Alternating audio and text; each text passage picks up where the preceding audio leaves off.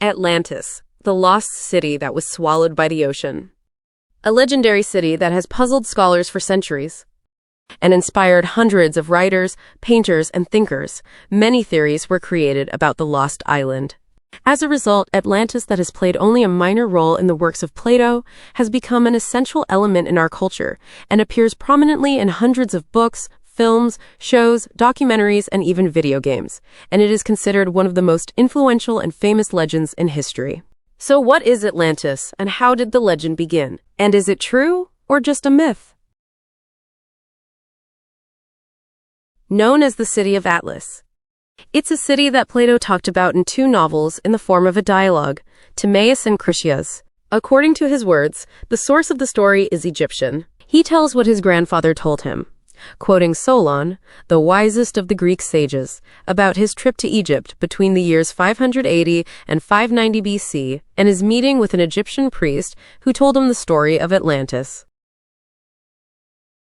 In his books, Plato accurately describes details about the beauty of the ancient city. He said that it is located in the Atlantic Ocean at the Pillars of Hercules, which is the old name for the Strait of Gibraltar, and its size is equivalent to Anatolia in Turkey and North Africa combined.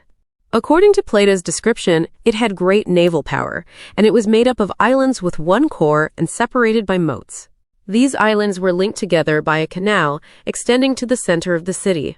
The islands contained a lot of gold, silver, and other precious metals. He said that the Atlanteans were wealthy, perhaps from the fruits of prosperous maritime trade. It was ruled by a royal family of princes that descend from one ancestor and who swore not to wage war against each other. They controlled the empire. Its inhabitants had extensive knowledge and are highly cultured. And according to Plato, the rule of Atlantis extended from Anatolia in Turkey to the borders of Egypt. He pointed out that it was the best place for engineers and architects to live. He also said that it contained a group of ports, temples, docks, and palaces, and was distinguished by its possession of a group of advanced achievements, whether in the field of engineering, architecture, buildings, military power, or natural resources. As usually happens with those who have massive wealth and power, they think that no one can stand up to them. The greed of the Atlanteans increased, and they wanted to obtain more wealth and control. So this advanced civilization declared war on all the countries of the Mediterranean. It is not surprising that the mighty Atlantean navy faced little resistance, so it invaded and enslaved most of its less technologically advanced neighbors. However, in their arrogance, the Atlanteans underestimated one Greek city. The people of Athens not only resisted the invaders, but were able to send the would-be invaders back to where they came from. In the end, the Atlanteans fell due to a natural disaster, and in just one day, Atlantis was destroyed by an earthquake and a great flood, and the legendary island, which was once a beacon of culture and civilization, disappeared under the waves along with all its inhabitants. People believed that Atlantis was a myth and just a fictional story invented by Plato, and this remained the prevailing belief until the 19th century, until Ignatius Donnelly proposed in his book The Antediluvian World that the achievements of the ancient world, such as metallurgy, language, and agriculture, must have been transmitted by an advanced civilization, since the ancient people were not advanced enough to develop these sciences on their own, so it must have been passed on to them. Donnelly described a continent that was flooded and sank in the location that Plato mentioned in the Atlantic Ocean outside the Pillars of Hercules, the two rocks that mark the entrance to the Strait of Gibraltar. And this book was the spark that began the attempts to search for the lost continent. Hundreds of researchers followed him in developing their own theories about the location of Atlantis, and many countries spent fortunes to search for it, which led to countless expeditions to find traces of the lost civilization among the Mayan, Aztec, or Inca tribes. Others searched for the Atlanteans in the Middle East, Tibet, or even Antarctica. More than one theory was put forward about Atlantis, including that it was entirely invented by Plato, but then they found evidence of its existence, namely the maps that the famous sailor Christopher Columbus studied before his discovery of America. They contained a drawing of a large island that do not exist at the present time.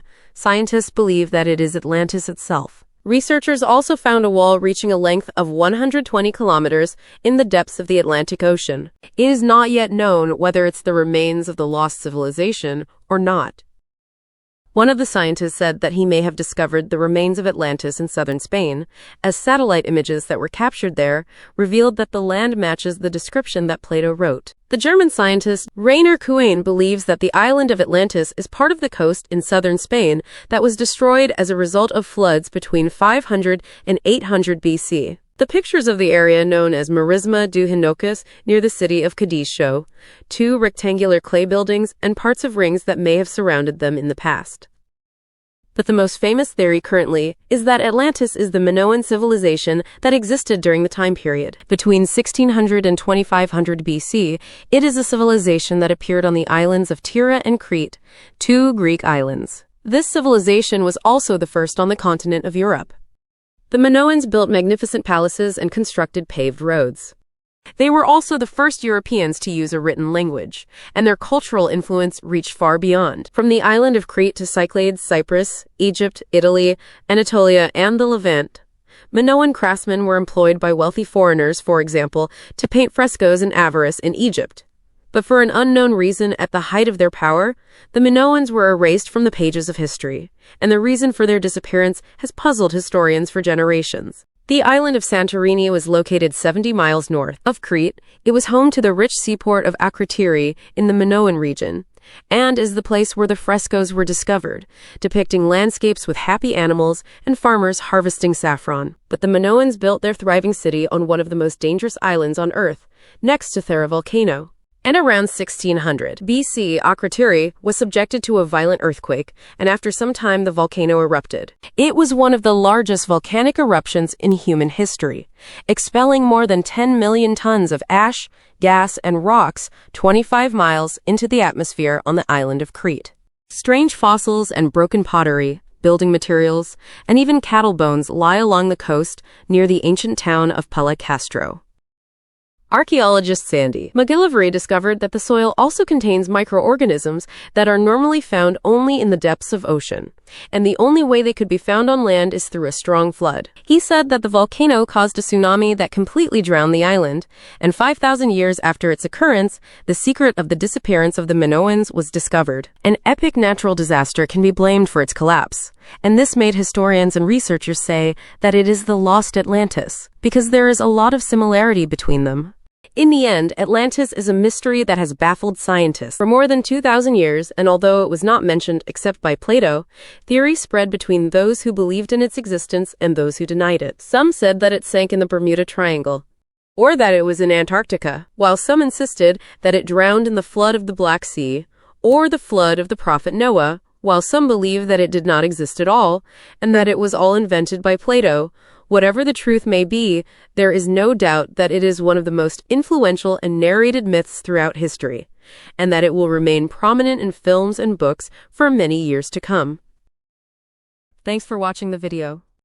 Don't forget to subscribe, like, and comment down below.